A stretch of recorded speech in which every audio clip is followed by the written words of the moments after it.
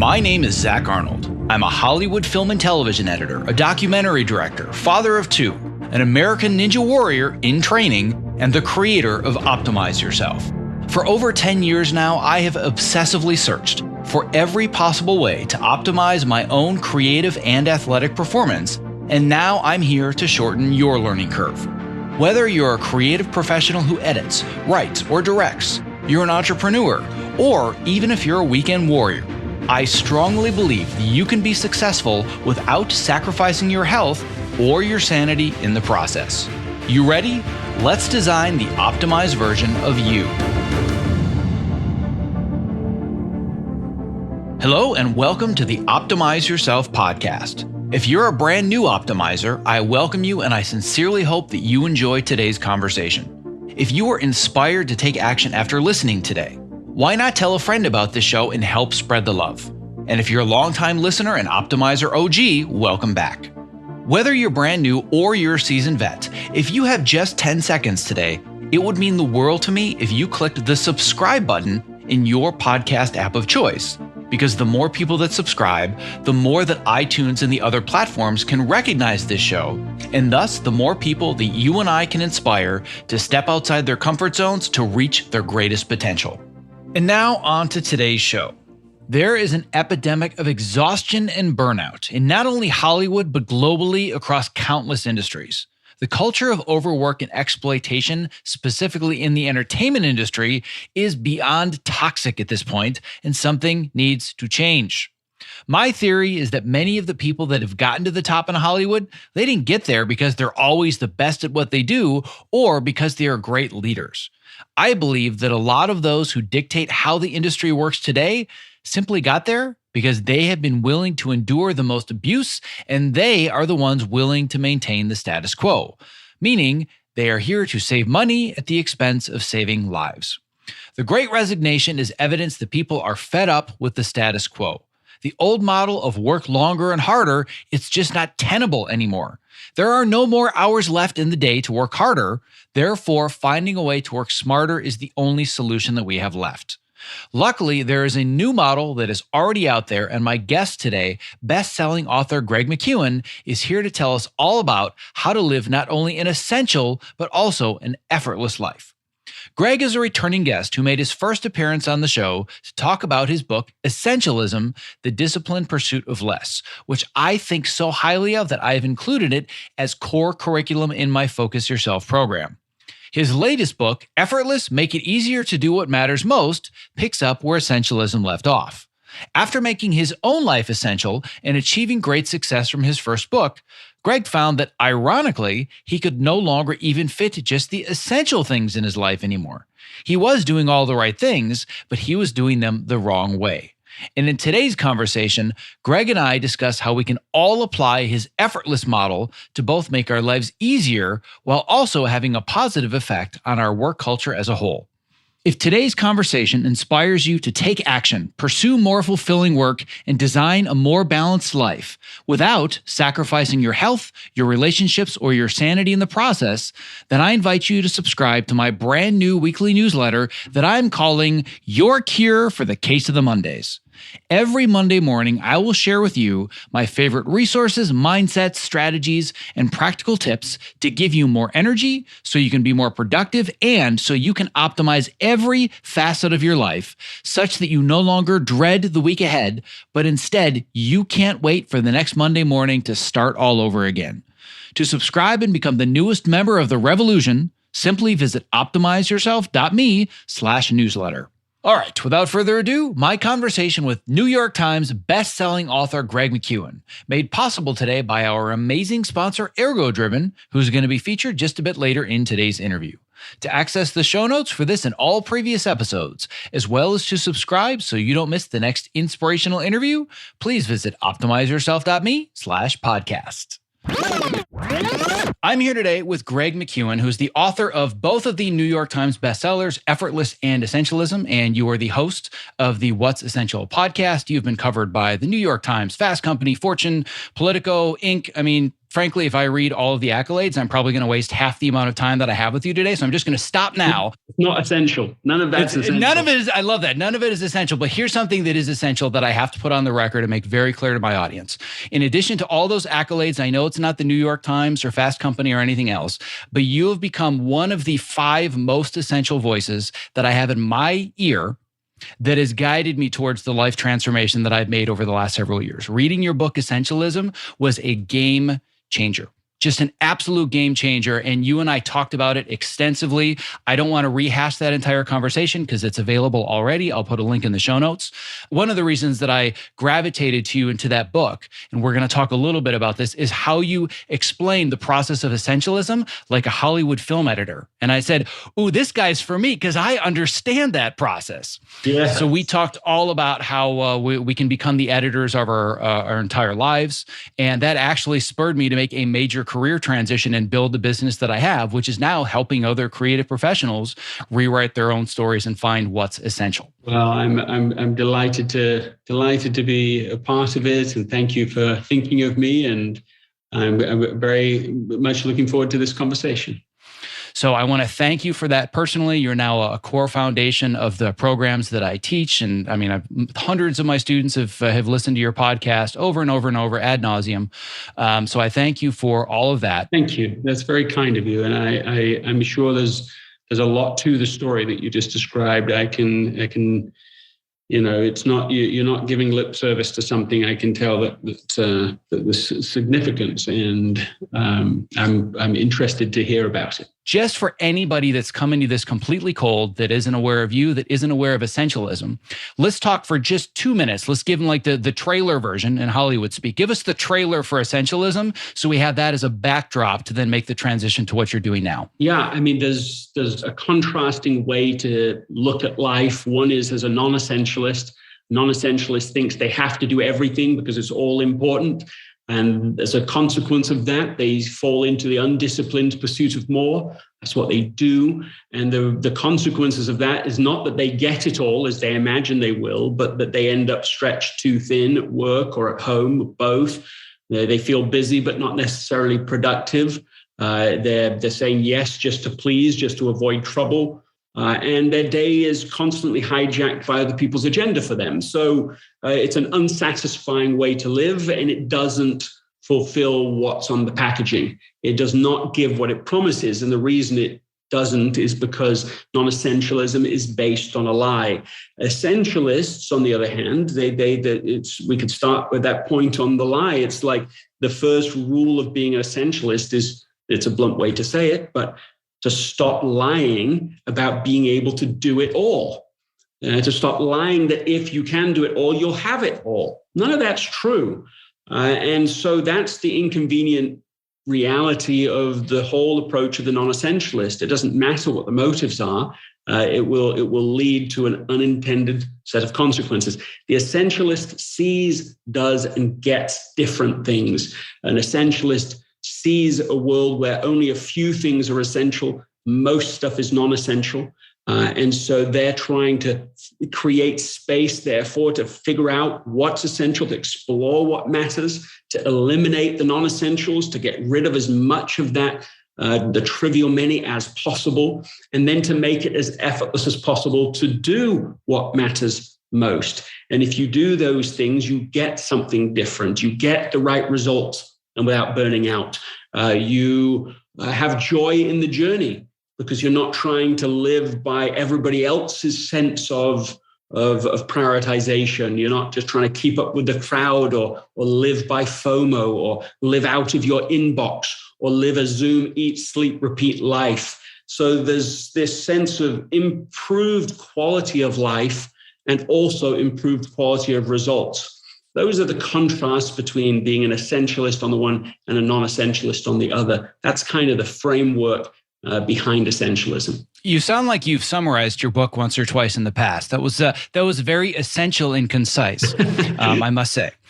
The best way that I could summarize it very, very quickly, and it's probably the keynote slide gets the most jokes, basically stealing your joke. Picture of a tombstone, and on the tombstone it says, "He checked email." I'm like, is this what it's all about? And people just instantly get it. They're like, oh my God, I totally get it, right? And that was me as well. Maybe not the email so much, but I was so wrapped up in what I thought the definition of success was supposed to be in Hollywood as a professional, and everybody defines it the same way. You get on the stage at the theater and you're holding up the Oscar and you've made it. And other than that, it's always working towards something. And I realized that there was such a tremendous cost at pursuing that I had to strip out so many things in my life and decide what is indeed essential instead. And I want you to talk a little bit more about this process and this analogy of the big rocks. This is something that Stephen Covey had popularized in the 90s, that you've also talked about extensively. And I want people to understand that first, so then we can make the transition to talking about how to make things even more effortless. Yes, I mean, it's a valid and powerful metaphor. It was popularized by Stephen Covey, but of course it predates him. It's been around for hundreds of years, I suppose. And the story is of a mentor that comes along and says, "Okay, here's the container. Your job is to put that sand, those small rocks, those big rocks in the container. And if you put the sand in first, then the small rocks, then the big rocks, then it doesn't fit. Just geometrically, it doesn't." And the idea, and Stephen would do this on stage, and he'd say, "Okay, well, let's put the big rocks in first. Let's work out of a different paradigm. And you put the big rocks in first, then the small rocks, then the sand, and it fits." And most people have heard of the big rocks theory. And I would say that essentialism is somewhat analogous to that you're saying, look, get the essential things clear, put them first. I mean, maybe you don't even put the small rocks in, or even the sand. You don't even have to bother with it. You just get the most essential things, and that's the way you focus. And so I believe in that. I still believe in that. But I also found myself, partially because, and ironically, because essentialism did well and it opened up so many opportunities for me, that even with being more selective than I'd ever been, I still found myself going, this, I'm not quite sure how you put this in. And it begged a question for me, which was, what do you do if you just have too many big rocks? That's not the same now. You can't just say, well, put them in first. It's like, yeah, but they might just not fit. And then in the midst of that already experience, then one of my children became very, very sick and very inexplicably sick. So neurologists were being involved, and she was taking on symptoms like would be similar to Parkinson's disease, and this tremendous free fall in capability. And that was in addition to what was going on. And so that's sort of the premise for why I realized, well, we've got to go beyond essentialism and go deeper into some of the things that are within these ideas. And that was sort of the birth of the Effortless. I should say, because otherwise I'll maybe forget to say, that 2 years after all these problems started with my daughter, she is well. She is doing very well now. But the experience taught me things perhaps I couldn't have learned in any other way. And one of them was this idea that there are two ways to execute. So even after you've identified, okay, well, here are the rocks, here's the essential stuff.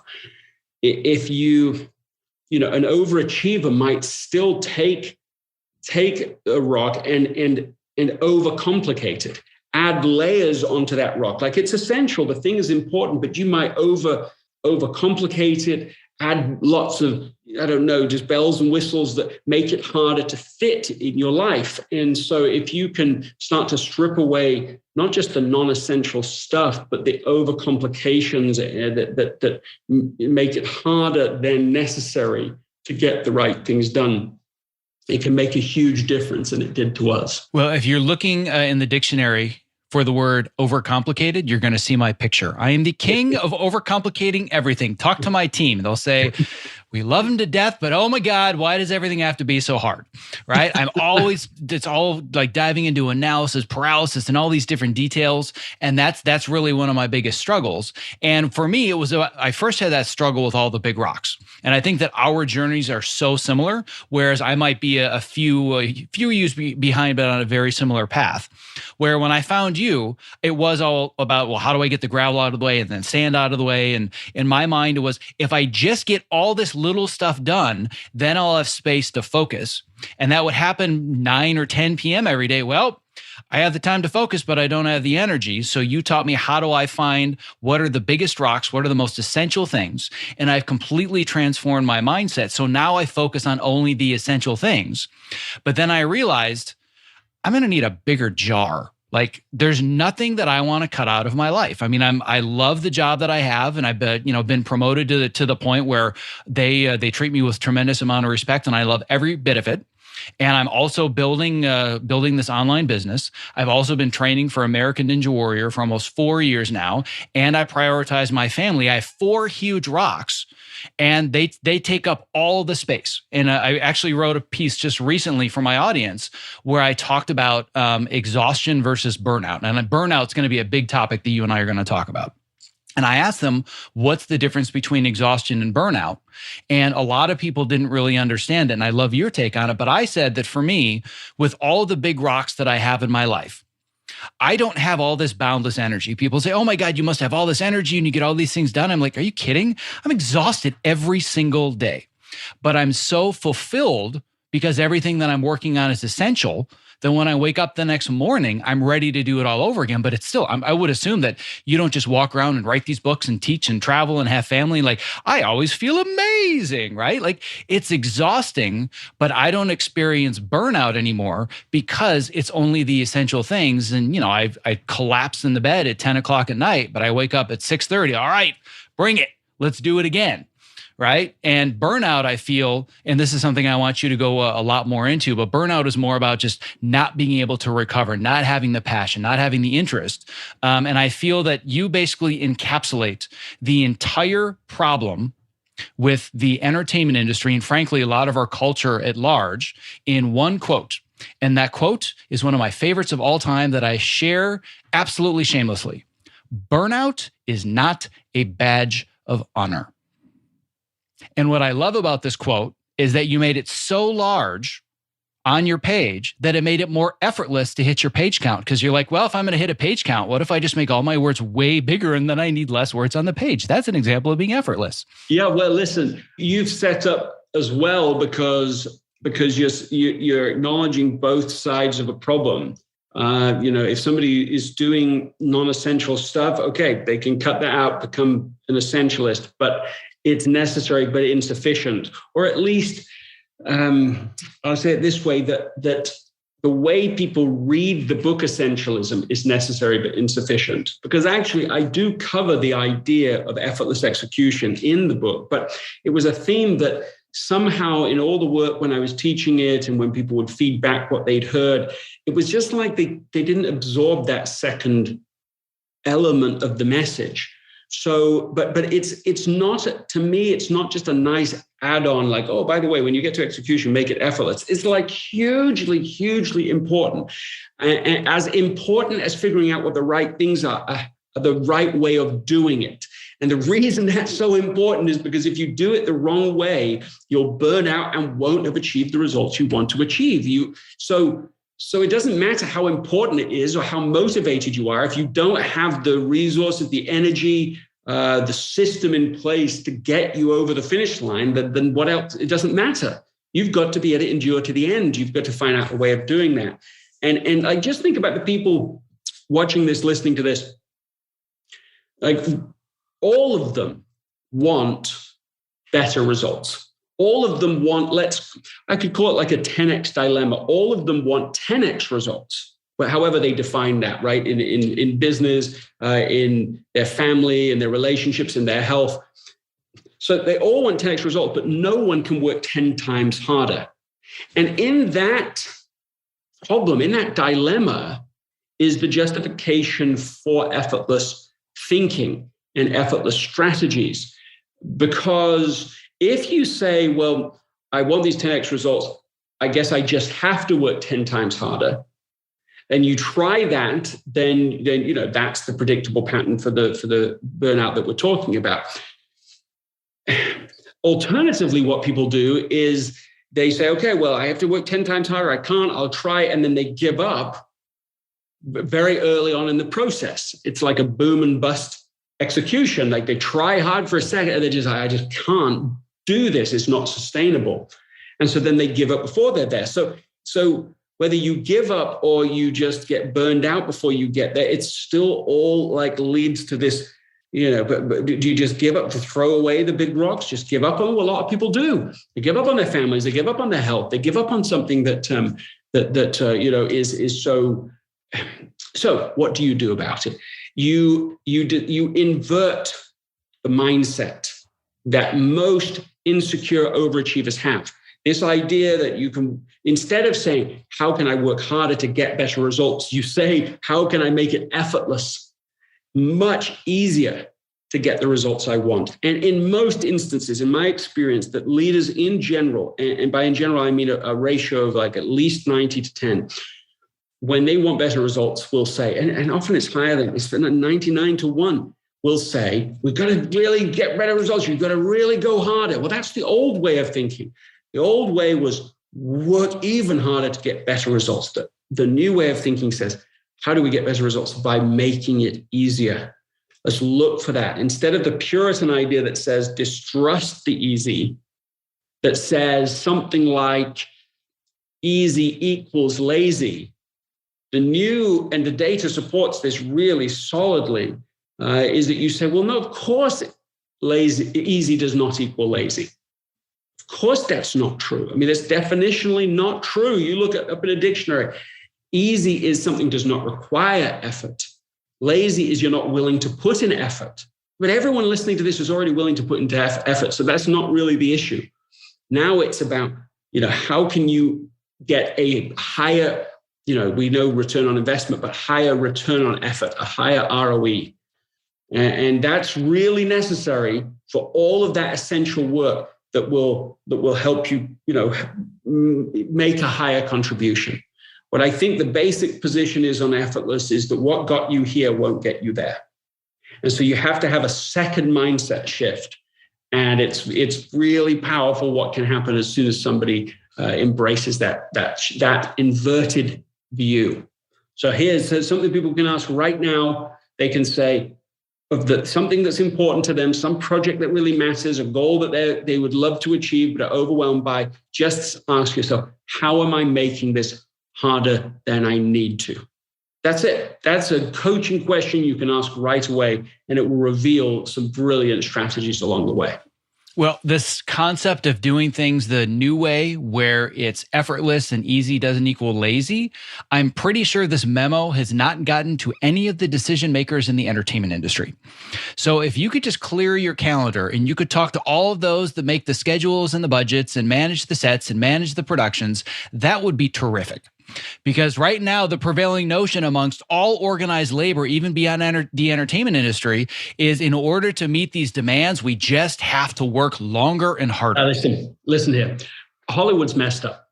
Really, here. In a serious way. And I've sort of lived, close now to the industry for the last few years. And I've worked in industries all over the world. And I don't really think there's any major industry I haven't worked in. Hollywood is different than all of them. And there's a few things, I haven't quite wrestled it down to like why I think it is so toxic. Yeah.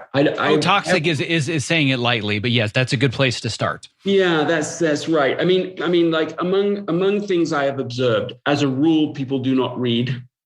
It's not totally true, but it's pretty close to being true. So you have people who are creating content, but they aren't necessarily, agents who aren't reading any content. You've got producers who didn't read the original books that the ideas were based on. It's like there's that. If you remove reading out of an industry, then you're going to make them especially dependent on FOMO. because you just start looking at what everyone else is doing and, okay, well, I guess you have to do it their way. There's no foundational understanding. You can go read and understand how to be successful based on the best thinking in Western literature, let's say, or just best practices. Or let's take management, leadership. People aren't reading leadership books. They're not going to training.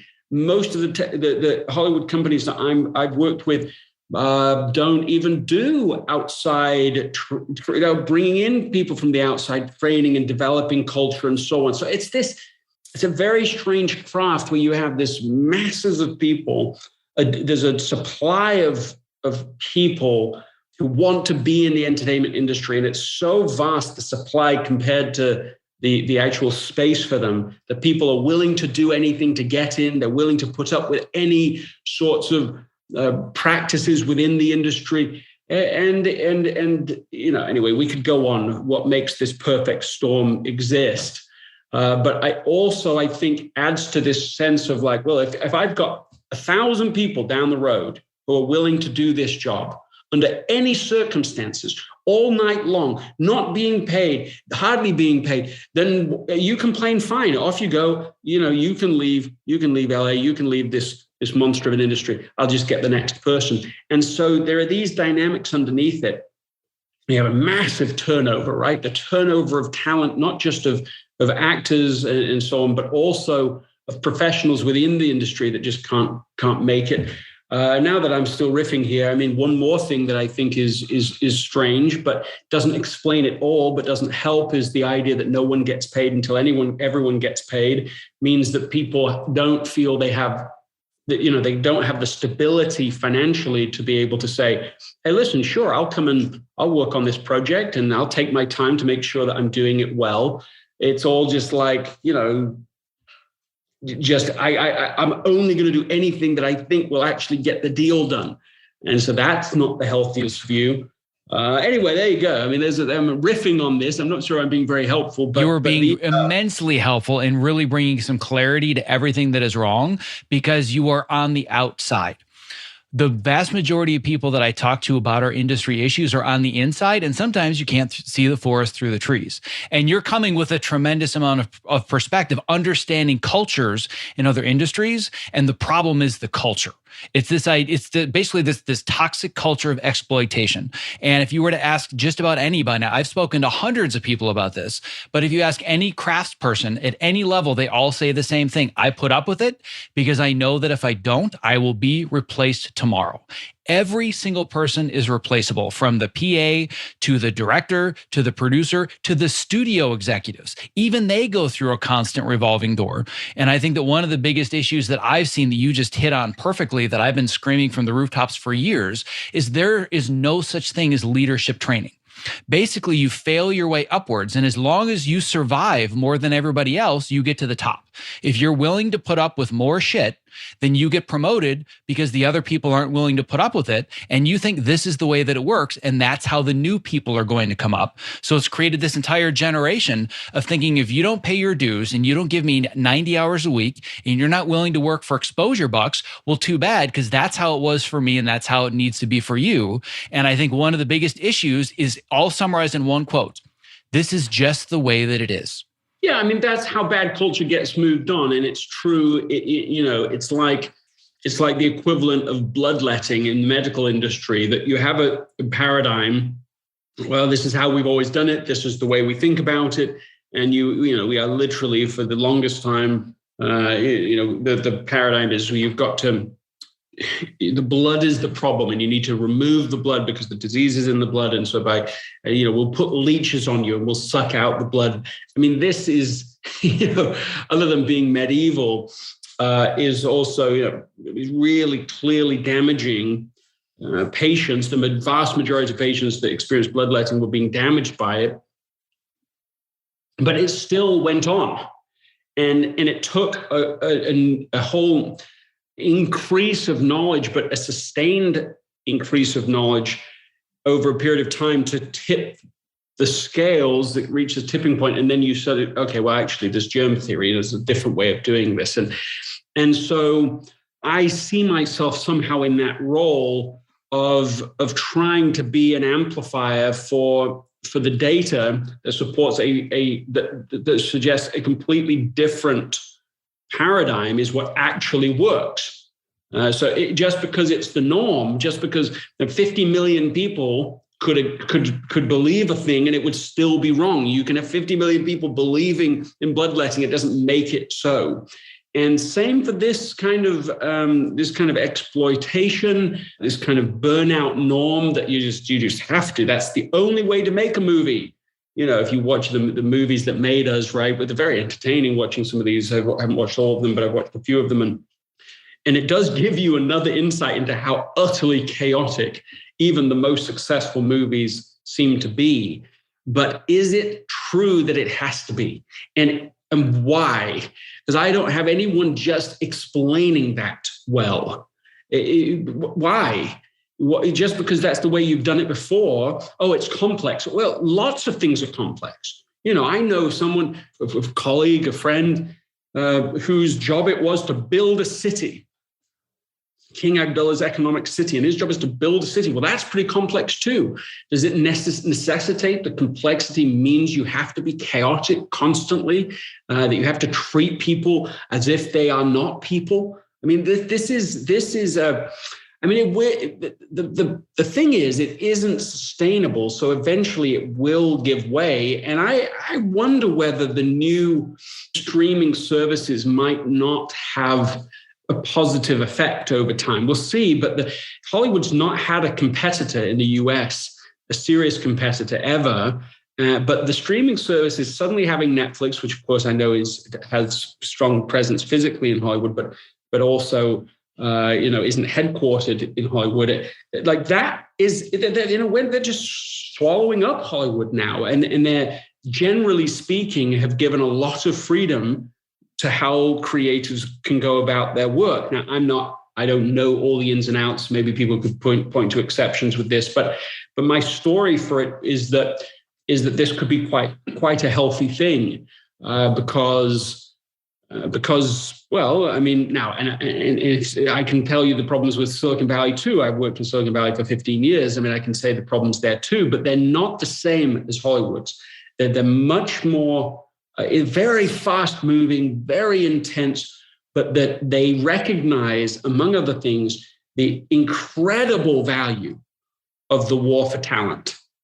So they aren't in this same idea of like, just throw them away, we'll get another incredible engineer, no problem. It isn't like that in general. You recognize, you're like, listen, if we don't look after our talent, then they'll go somewhere else. And so they bring those assumptions into the way they create organizations. So, when I see Netflix coming along, and I think it's positive potentially for the industry to have these various streaming services, so that you don't just have a single location where all of the talent feels they have to be and put up with it. And in fact, I think you are seeing this, various hubs all over the US, right? In Atlanta and in Texas, and there's a sort of, Silicon Valley slopes in Utah, but there's also a growing films, scene there. And I think you are seeing more of this, and I think that could be good for the industry as a whole. So anyway, again, I'm extrapolating here, but you can tell me where I'm wrong. No, I don't think you're wrong in any of those places. And I think that one of the things that is happening are these huge growing pains as we change the paradigm of how entertainment is created, where it's created, and who's consuming it. And that has created a huge demand for needing more talent. And I say talent, quote unquote, because I think this is one of the biggest issues. Where in Hollywood, I do think they recognize certain talent as not being replaceable, and they make sure that they get paid well. Those are the showrunners, those are the writers, those are the actors. But then there are the people that are quote unquote below the line. Those are the expendables. Those are the widgets that we can find 100 of those that can do the job tomorrow, which is one of the reasons asking the question you do, why? Why are things this way? Because at least below the line, in their eye, in their view, the talent is limitless, which is why burnout is an absolute epidemic right now. And I love the way that you put this, because this was so concise, and I think I'm probably going to steal this. I'm going to modify it, but you said, I believe that I'm here to amplify the data to share this idea of the new way to do things, right? And what I do is I amplify the experiences.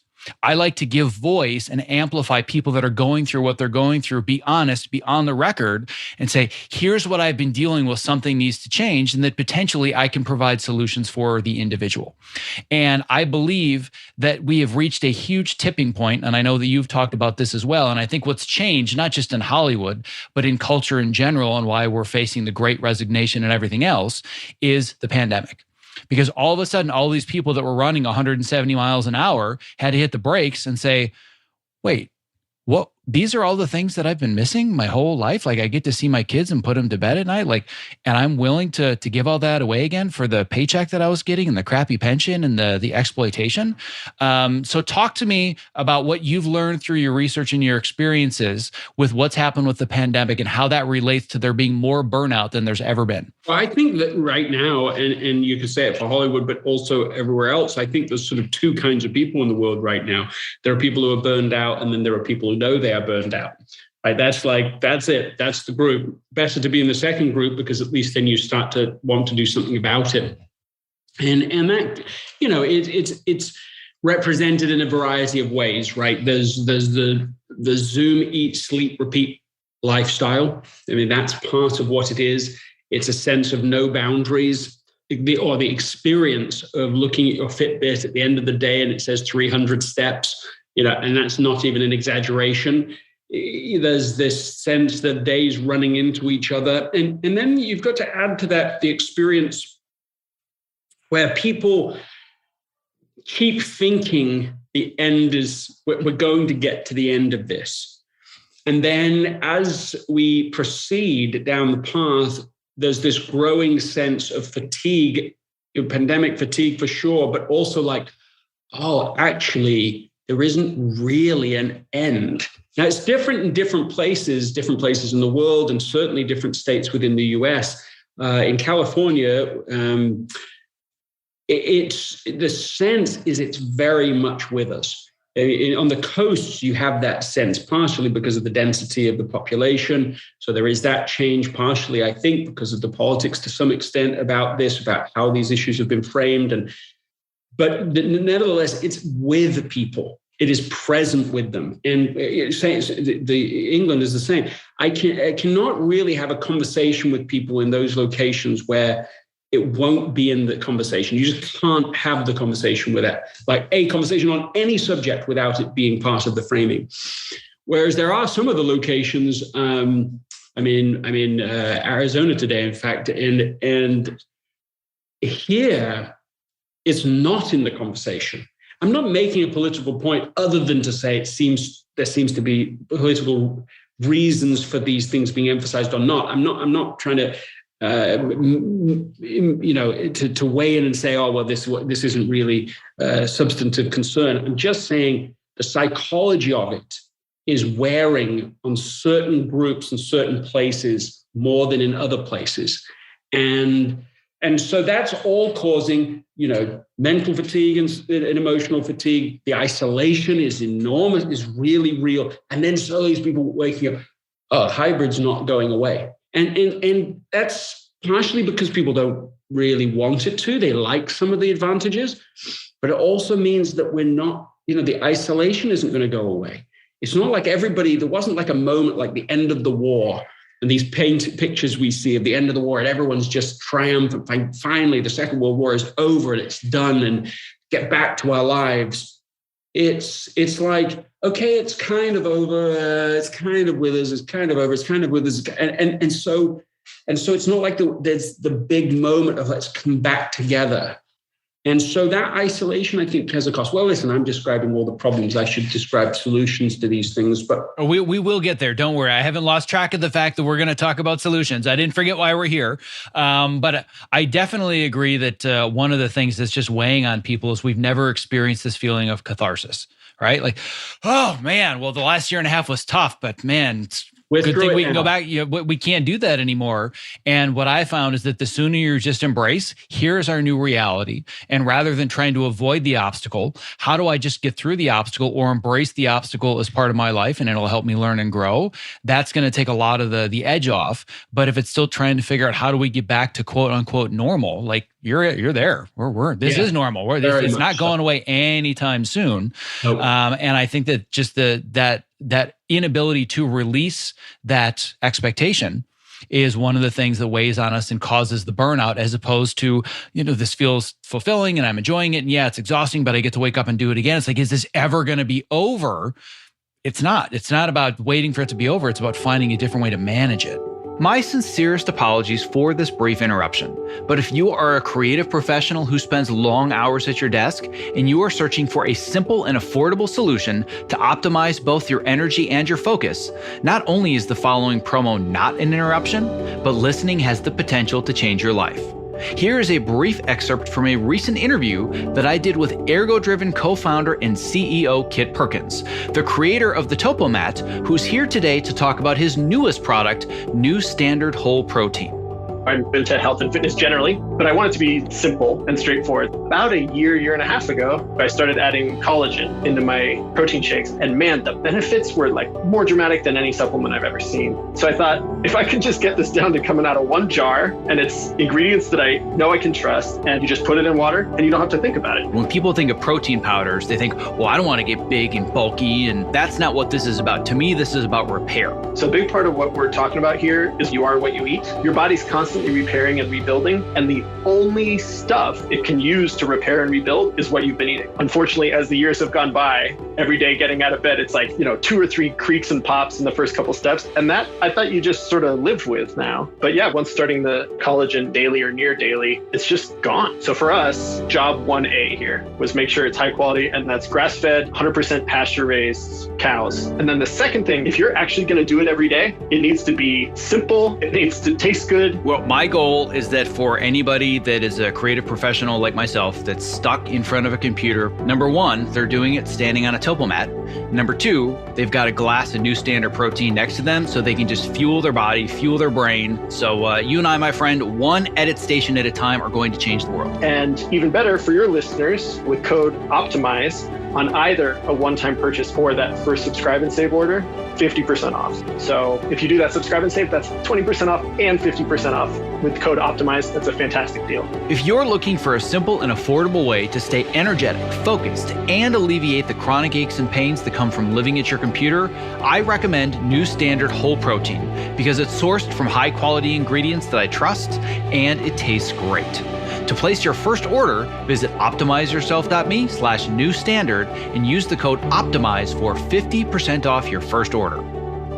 Yes, I think that's right. I mean, I think it's to do with the cost of being in a semi-denial, a kind of a wait. Well, we'll wait, and then when these things are improved, then we'll take action. Then we'll move on with our lives. And it's like, no, this is it. You're in it.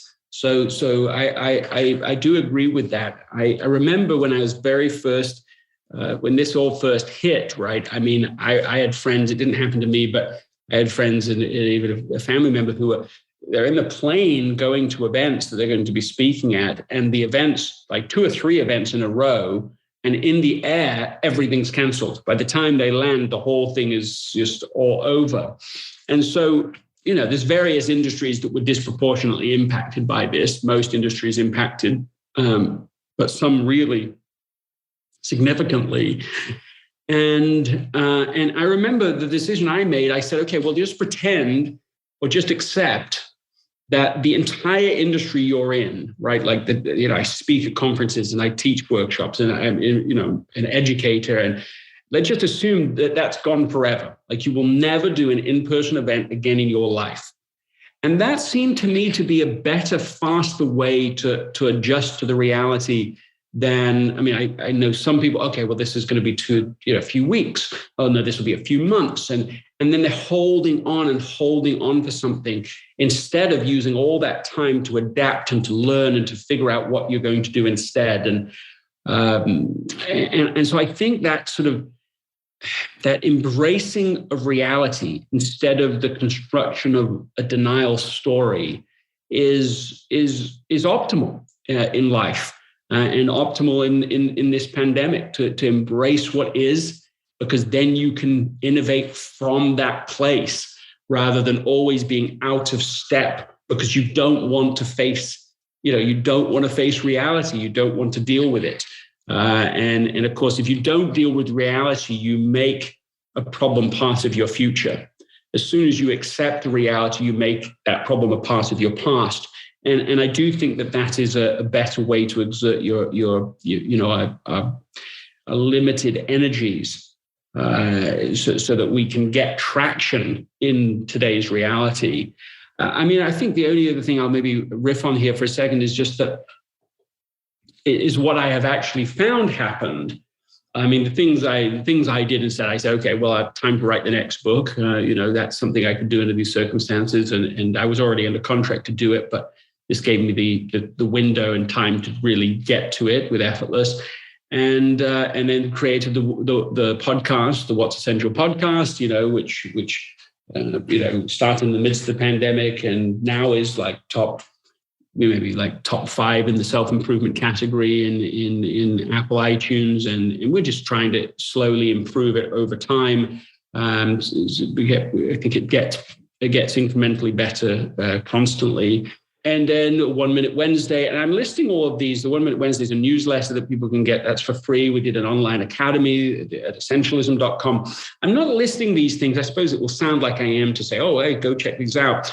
I'm listing them because I probably wouldn't have done those things. I don't know if I'd have done any of those things if I'd had this sort of, just let's hold it out, let's wait, we'll get through this. But because of that adaptation, what has happened, it's just my story for what's happened. I could be wrong, but now the demand for the kind of work I do is easily twice what it was before the pandemic. And it might be even more like 3 times for real what it was before. We'll get maybe more leads. We'll get more leads in a week than we used to in a month.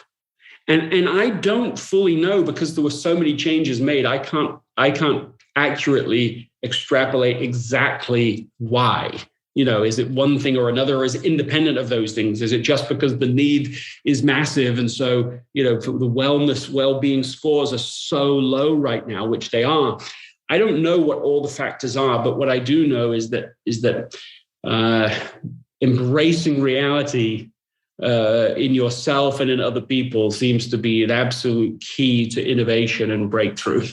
And so that means getting honest with yourself, facing reality, but it also means facing reality within other people by listening to them and really understanding where they're coming from, so that we don't have false and fake stories about them running in our own heads. Right. My suspicion would be, and I know nothing about your business model. I don't know your stats. I don't know your leads, your web traffic. I know none of that. I have a suspicion about why exactly I think you've seen the growth that you have. And it comes from the previous conversation that we had, where I believe that when the pandemic hit, that's when people were forced to ask the question, what is essential? The timing is perfect because nobody even thought about what's essential, because I don't have enough time to think about that because I'm too busy. And all of a sudden they hit the stop button. They're like, holy crap, I need to start focusing on what's essential. And I think that people naturally gravitated towards the work that you're doing, the work that others are doing in the space. Because before, and I don't know, you experienced this, but I felt like for years I was shouting from the rooftops and looking down and there was just nobody there and nobody was listening. It's like, guys, this is so important. And then all of a sudden a year ago, people are like, okay, I'm ready to listen. I'm ready to listen. And I have a feeling you're probably experiencing something very similar. Yeah, you're not wrong about that. The word essential might have been the sort of global word of the moment, because everyone's talking, and obviously this is not how I would always think about this word, but everyone was talking about essential workers and non-essential workers, right? Like so that word was being used constantly. But I guess more emotionally, people were experiencing like involuntary essentialism. Where it was like we were all sent to, like a teenager, right? You just go to your room and you have a good think about it, come out when you're ready. And so people did have to face some of the realities of their life. Like I've said before that it's generally speaking, people find it easier to face their phones than face their life. right? It is easier to be distracted by whatever app or whatever news or whatever the last email or input than to really look and say, okay, how is my health and how is my family and how is, and suddenly whatever your home was, it was like that idea of like, you've made your bed, now you have to lie in it. It's like whatever home you had built, you had to be in it physically, literally. If you chose to be in a small apartment in the middle of LA, and that's what you chose, well, that's where you are now every minute of every day. And so that's one of the reasons lots of people I know in the industry who were like, I'm out, man. I'll stay in the industry, fine, but I am going to live somewhere else. This is just crazy. I'm trapped in here with my 2 kids and my wife. And, but people also had to face, it wasn't just your physical environment, right? It's like whatever your relationship is with your family, whatever your family dynamic is, you're with them all the time. And of course, that caused some problems because people weren't used to being in those situations and often were avoiding conflict, as we tend to do. And so suddenly it was like, well, there's no avoiding it. This is it. You're together all the time. Your children, whatever their behavior, you have to deal with it all the time. And of course, that came at a great cost. And I wouldn't really wish any of that on anyone to just have to confront that much reality that fast. It can be discombobulating and disorienting. But it also, I think, provided this opportunity of like, a collective pause, a collective moment. And hopefully we won't have another like it in our lifetimes, but it was certainly the most significant one like it I've ever seen. And out of it, you can hope, and maybe that is why we're seeing so much interest in these subjects, but there is an awakening there too of like, okay, what is it all about? What do I really want? What do I want? What kind of lifestyle do I want to create? And as people face that this isn't going away fully, I think there will be a sort of, okay, well, fine, I'm not waiting any longer with this. I'm ready to go. And people seem to think that's going to be January of next year. Seems to be the industry assumption that's when it's all going to really hit. We'll get through Christmas, deal with the holidays, and then let's move on to the next thing. So yeah, because the germs are looking at the calendar, right? They have a timetable. Yeah, they know when it's all going to be over and we can go back to normal. But what I can say, and you play a big part in this, whether you know it or not. But when the pandemic hit for me personally, like it did for everybody else, it either amplifies what's working or it amplifies what isn't working. And what I found is almost immediately my family really came together. Our relationships got richer, and I started asking the question, what are all the things that I would change now that I have to pause? And I'm like, nothing. I mean, there were strategies that I had to change. I had to delete 9 months off of my calendar because I couldn't, do the in-person events that I was going to be planning. So as far as business plan, I had to start from scratch. But as far as what would I change and what's essential, I'm like, I've already got all the rocks. I just need to reorganize them a little bit. But what I realized, and this is going to segue to some of the solutions, is I hit the same wall that you did. I don't have the bandwidth to carry or hold all these rocks, and I want a bigger jar. But if the jar is my calendar, there is no more time. I only get 24 hours a day, 7 days a week. That's my jar, and I don't have room for the rocks. So like you said, it's not a matter of I have to work even harder. I've got to work smarter. How do I make this more effortless? And one of the things that I want to mention to people that I've said before is that there is no better return on investment on anything on the planet than a book. Because you can get a book for, 10, 15, $20, depending on if you get Kindle or hardcover, whatever it is. And if you read all 200 plus pages and you get nothing out of it but one sentence, it can be worth it. And I shared this with you via email, and I want to kind of give the spoiler to everybody that there's a ton of amazing stuff in Effortless, but I boiled it down to one sentence, and it was the one sentence I needed to hear at exactly that moment in my life. And I've made all kinds of sweeping changes in the way I organize my time and my energy because of this one sentence. Do not do more today than you can fully recover from by tomorrow. Yeah. Boom.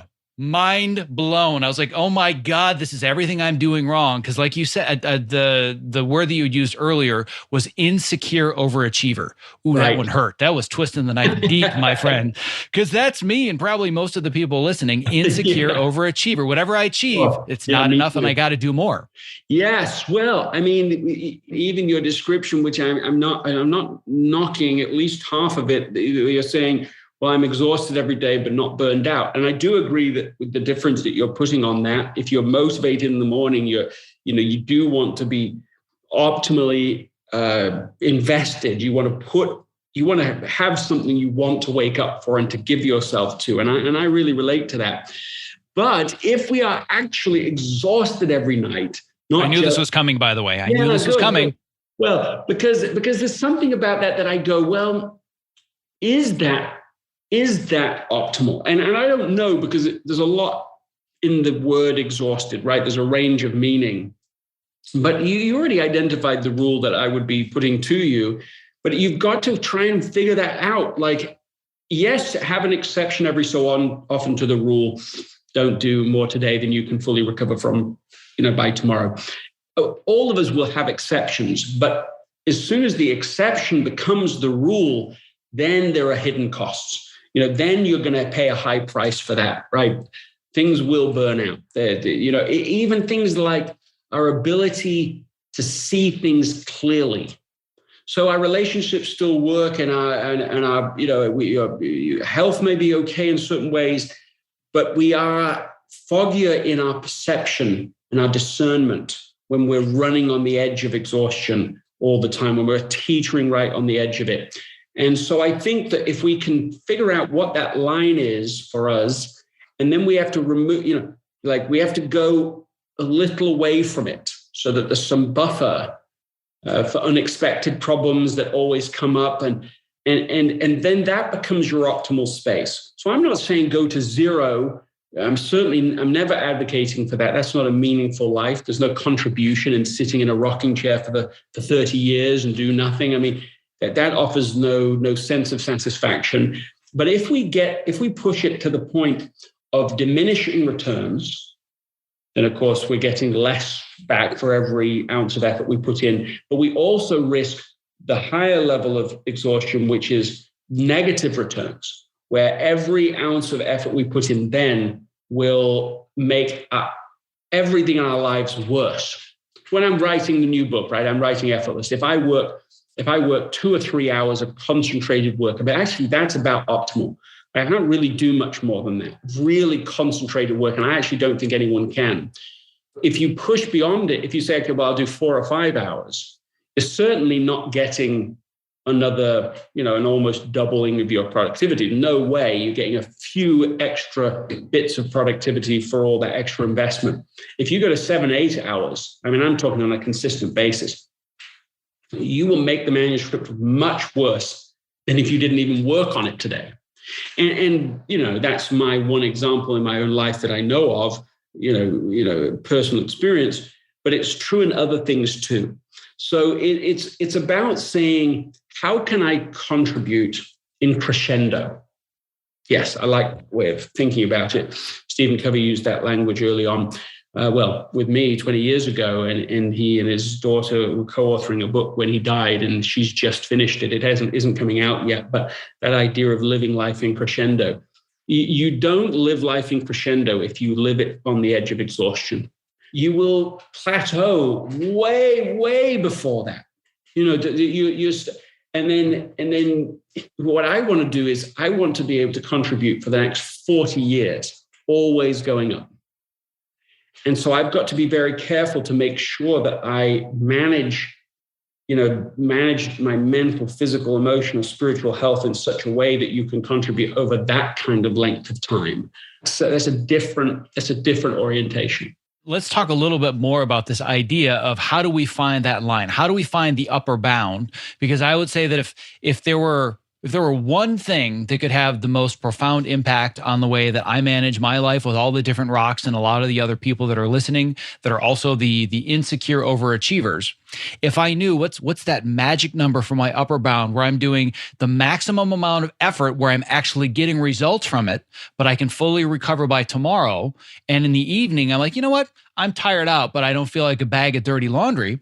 How do you find that for yourself? I mean, I think it's personal to each person, right? Like, I think it takes self-awareness to be aware of that, but it also takes some honesty. I mean, a metaphor it's a story, it's a case study that's compelling.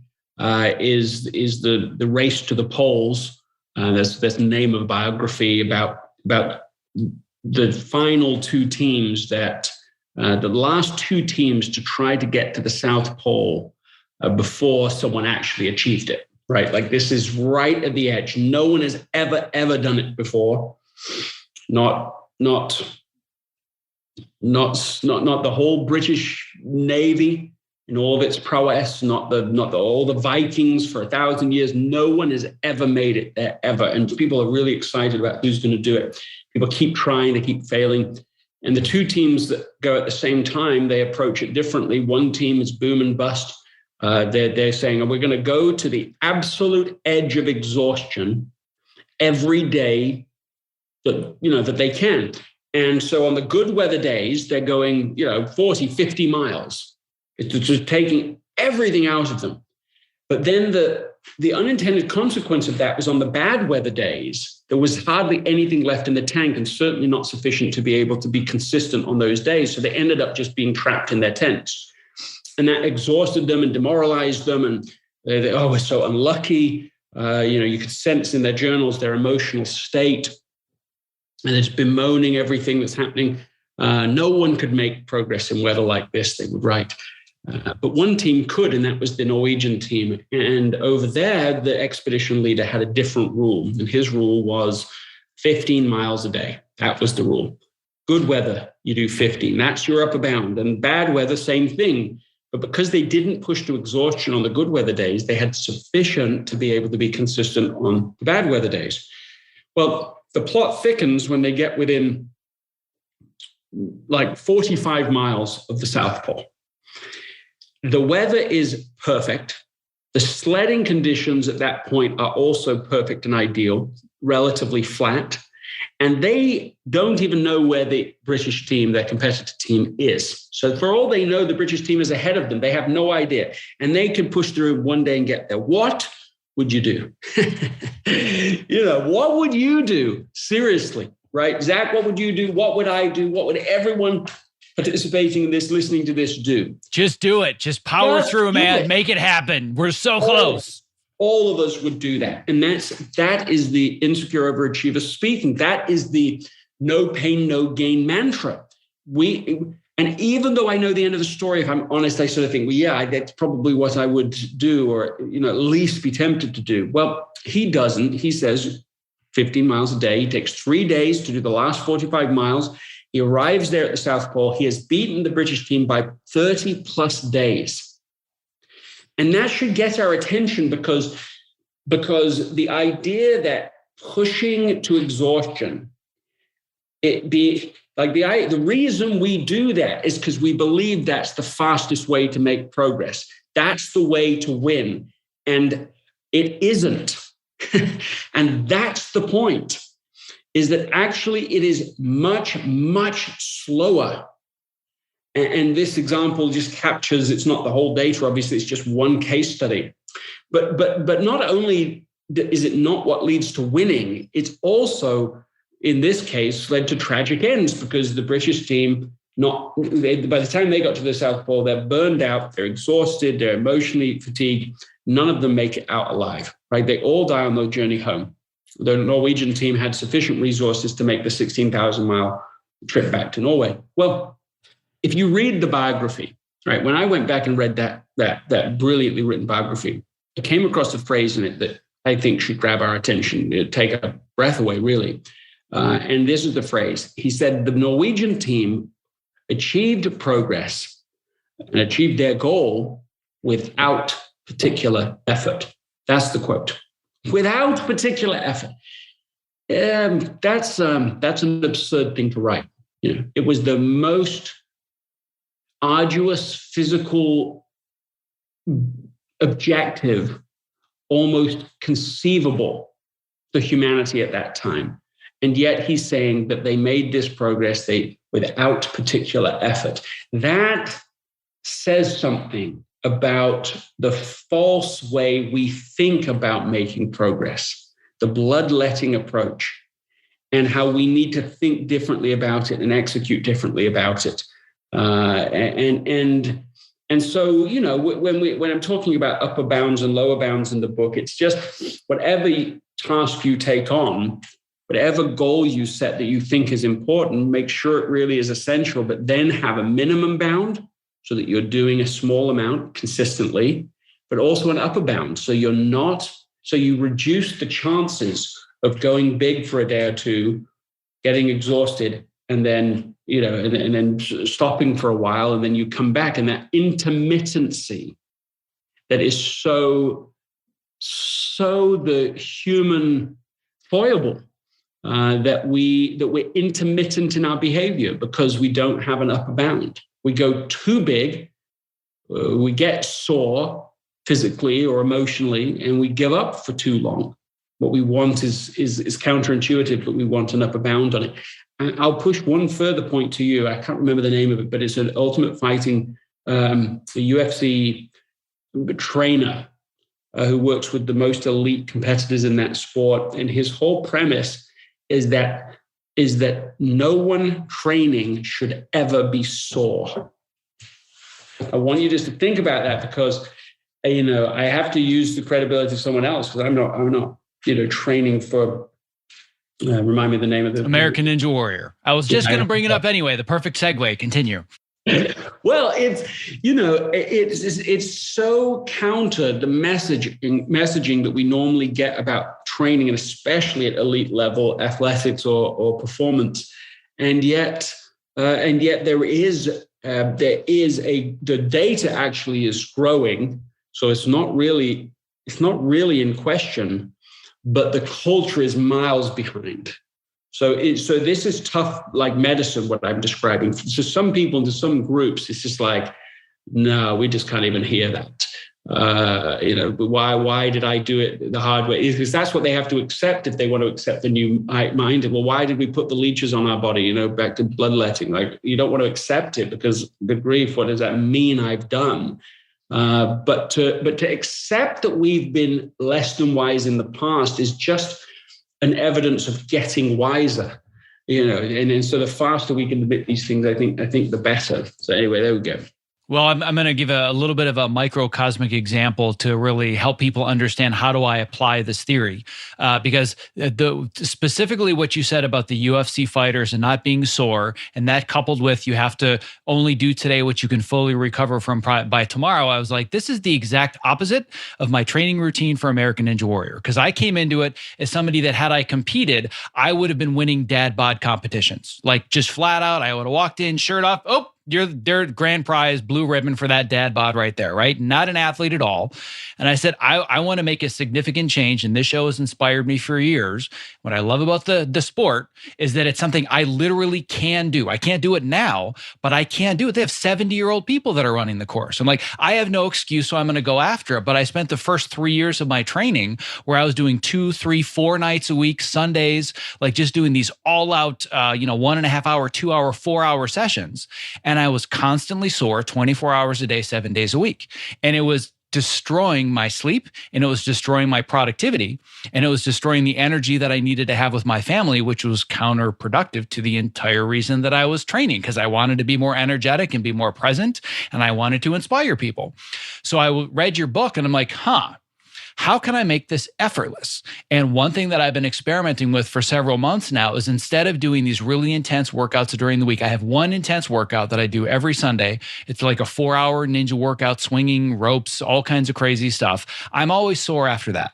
But the rest of the week, I've eliminated all of the long, intense workouts. And an example, microcosmic example, is that I'll just do 2 sets of pull-ups and push-ups. That's it. It takes me like 5 minutes. I'll do it like after lunch, and I'll do it in the evening, like when my just focus is getting a little bit lower. And I said, what's the maximum amount of each that I can do? And I'll break that maximum amount in 2 sets. That's all that I do. Don't even break a sweat. But my performance on those Sunday workouts has skyrocketed. And I'm putting in way less effort during the week, and I'm sleeping better, and I'm not nearly as sore. And that to me is the perfect example of how I can take something that was essential, but I made it not necessarily effortless, but as effortless as it can be. And I have way more hours on the calendar in the jar, so to speak, where I can start to move things around a little bit more because I'm not spending hours and hours and hours at the gym. Well, that's a great story. I just love that story. And I love I love that you were able to apply it to, especially to this subject that I think is one of the places that feels a bit too unbelievable to people. But I remember talking to one of the elite coaches in Canada who works with these Olympic athletes, and he said, "Well, for the last 20 years, we've already been adapting this mindset because of the research. They're driven by the results. They're not trying to be ideological about it." And one of the phrases that he brought up, which I like, is we have a big difference between run hard and run fast. And I like that difference. He said, if you imagine right now, like, go run hard, what would that look like? What do you imagine that to be? Now imagine running fast. It's like, it's a really different orientation. And so that's again, another one of these problems where hard is implied always better.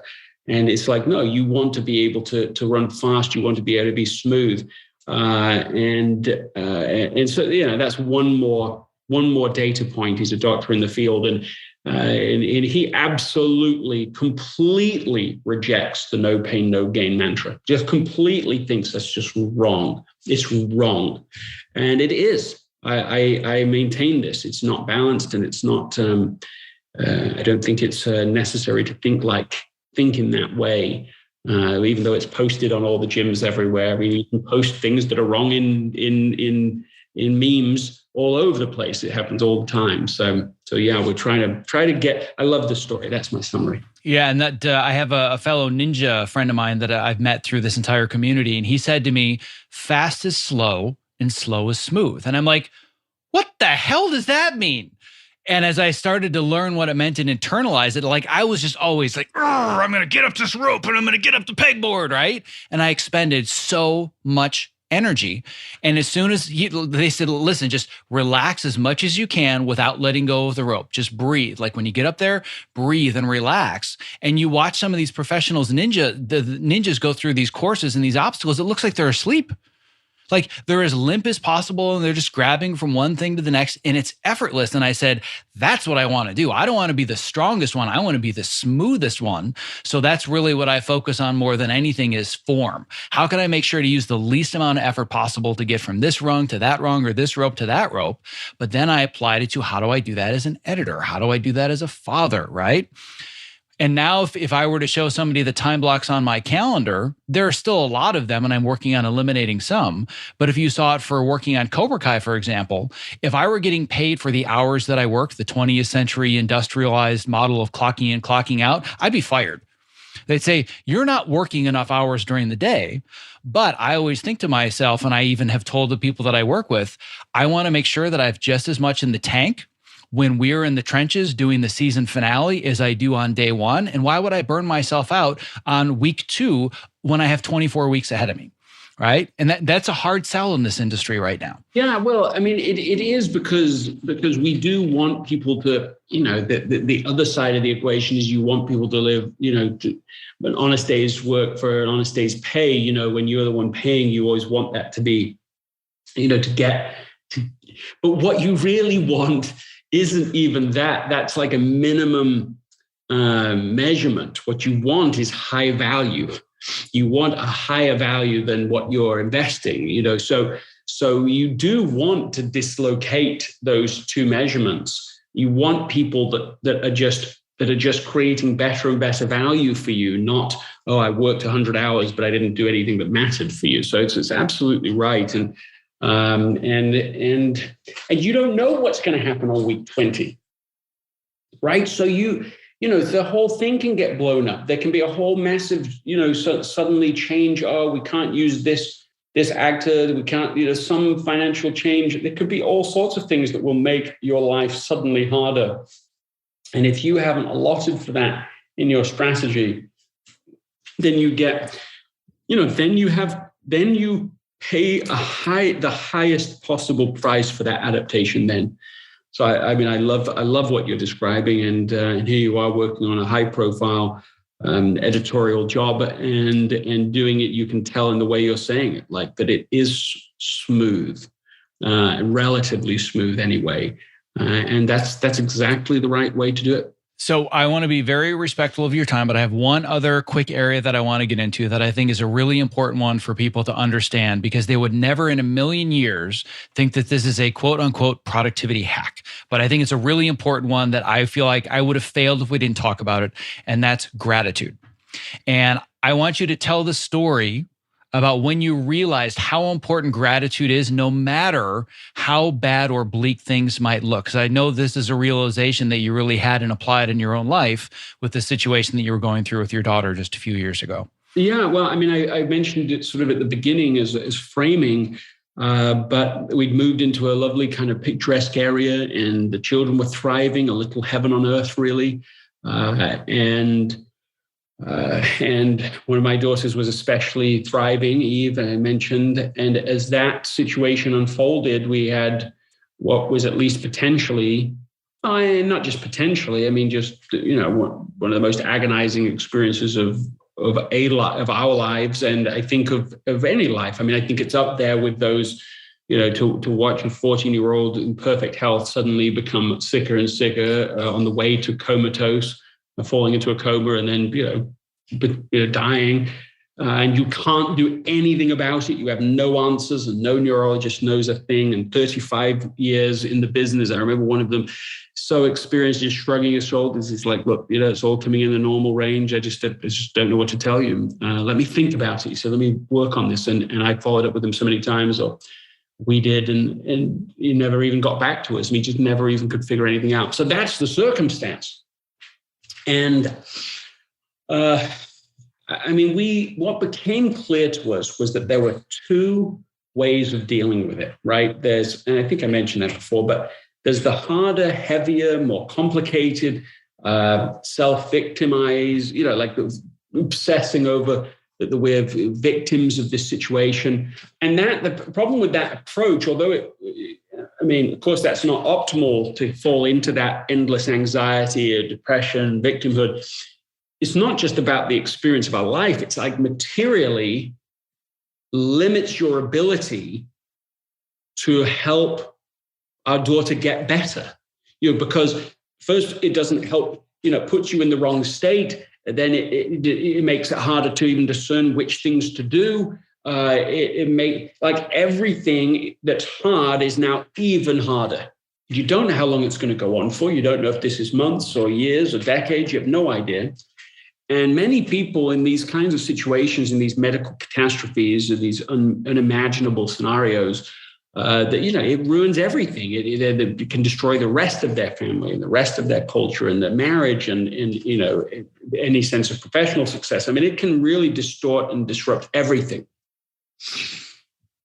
And so what we discovered in that extremity was this second path. This is the why behind Effortless, really. The personal why behind it is that we realized there is, and it's more than just gratitude, but the gratitude is as central as any other response.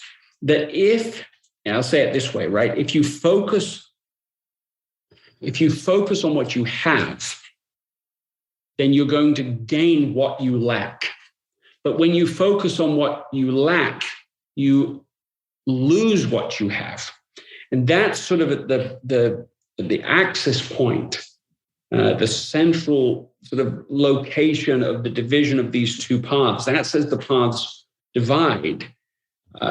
Gratitude doesn't exactly make a hard thing easier, but it certainly keeps you from making it harder than it needs to be. But also maybe it does make it a little easier, because because it has a growing catalytic upward, naturally upward spiral attached to it, what Barbara Fredrickson called the broaden and build theory. As you are grateful, as you are thankful for what is going right, there are neurologists who will still meet with us. That we can be grateful for the family culture we have. We can be grateful that we're coming together and becoming unified. It seemed to have this propelling force about it that helped us to feel more energized, more able to deal with the day. And then helped us, because you're in a better state, you've got better discernment. So we started knowing, hey, maybe we shouldn't even bother with these neurologists, but this one seems to be the one we should meet with. And you just sort of sense that and discern it. And this is what led to her eventual treatment. And she has, 2 years on, full recovery. I mentioned that at the beginning. She is back. And she is thriving, and she is well. And I really do not think that would have been what would have happened if we'd taken the harder, heavier path. And, as a simple rule, one simple rule about this is to simply say, well, after I complain, I will say something I am thankful for. Even if you start there, you will notice that it has an immediate positive effect on you, but also immediately on the people around you, because you get more of what you focus on. And that's it. That's a lesson that sounds, I don't know, but does it sound too good to be true, or does it sound whatever? But it is. I used to think of this as like a soft principle, or it's a nice to have. I think it's the most powerful, rugged, relentless principle. A person that can do what we're talking about right now can turn a negative into a positive, and a person who can do that under all circumstances can never be defeated. So it is made for the agony and catastrophe of life. This principle's made for that. Yeah, I can't emphasize that enough, that the productivity hacks are not the Trello power-ups and the to-do list apps and all these other things. It's all up here. It's all the limiting beliefs and reshaping your mindset and your perspective on the world. And that's where productivity really comes from, really understanding why you're doing it, why you're driven, what's the impact you can have. And I think that your work just exemplifies all that and helps to clarify all of it. I know we're running a little bit over, but I do have one final very quick question for all of those that are out there that are thinking this is the worst that it's ever been, and the industry is just getting so much worse, or I'm dealing with depression or burnout, or I'm dealing with an issue with my family, whatever it is. They're in that place where they don't know what's going to be better, right? They don't see the light at the end of the tunnel. There was a point at which 2, 3, 4 years ago, you didn't see a light at the end of the tunnel, and you didn't know that things were going to work out well, and you were going to be in this position today. So if you were to get into a time machine and you were to travel back to what you would consider your darkest moment, where you were wondering, is my daughter even going to live? Knowing what you know now, what advice would you give yourself? Well, that's interesting, because the advice I would give is advice that was given to me in a way. The advice is simple, and it's things work out and better than you think. And that's true with the situation with Eve, but it's also, I was once asked a similar question, what would you tell your 18-year-old self? And that was the same answer that came to me. And it's like, wow, that's like, you better start living like that, because you don't want to live now in a state that doesn't accept that optimistic reality, because then you just waste your life now, when you could have 20, 30, 50 years more of just basically living in joy, living in gratitude, living in like it's a bit more relaxed about it all. Like it's all going to work out. And the way that advice came to me is I'd felt sort of really inspired to read a particular talk. It's a chapter of a book by Gordon B. Hinckley, who's a church leader, and it's he's the former president of the Church of Jesus Christ of Latter-day Saints, and he's incredibly optimistic in his, like, one of his known qualities. And he was on, Larry King and 60 Minutes and all of this. Like he's a a sort of indomitable kind of leader. And there's this one chapter I'd read years ago by him, and it was about cultivating an attitude of optimism and happiness, something like that. And right as my daughter was getting ill, I felt like I should read that every day, and I did for the next 4 months when she was going through that first deterioration and had no idea what was going on. And that was really, as much as any single thing, what opened up the idea of this second path. And so that advice that I now would give back to myself then was being given to me in the form of this repetition. And it's the repetition that is as important as the message, because if we have a message once, compared to the hundreds of times our mind is creating these false stories, but repeating them so often they start to feel true, that's insufficient. And so I think it's this repetition, again and again and again, until it forms a space in our minds to even believe it's possible that this could be true. Wait, is it really possible that it all works out? Is it really possible that it works out much, much better than I'm currently thinking? Yes, the answer is yes. But it takes that repetition. And even now, I'll sometimes go back and listen to it again, and I'm amazed how quickly it just reorients my perspective. That's my answer to your question. Well, I would say that that's a pretty amazing way to wrap it up. And I want to be as respectful of your time as I can. What is the simplest, most effortless way that somebody could find you and get started with your work if they're just being introduced to you today? Yeah, I mean, they could just go to, if they go to gregmckeown.com and sign up for the weekly newsletter. It's a free resource. It's a 1 minute, call it 1 Minute Wednesday. It's 1 minute that we try to make it the most essential minute you're going to spend online each week. And it's just very short but succinct, taste of these subjects. And I think it's proved to be very useful for all the masses of people that have signed up for it, just because it keeps us back every moment, just gently coming back to these questions and subjects.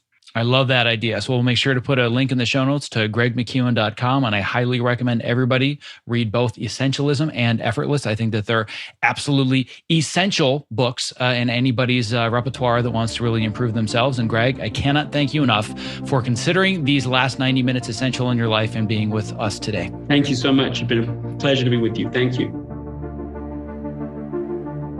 Thank you for listening to this episode of the Optimize Yourself podcast. To access the show notes for this and all previous episodes, as well as to subscribe so you don't miss future interviews just like this one, please visit optimizeyourself.me/podcast. And super quick, before you leave today, don't forget that every Monday morning, I'm sharing all of my favorite resources, strategies, and practical tips to help you pursue more fulfilling work and design a more balanced life without sacrificing your health, your relationships, or your sanity in the process. To subscribe 100% free, simply visit optimizeyourself.me/newsletter. And once again, a special thank you to our sponsor, ErgoDriven, for making today's interview possible.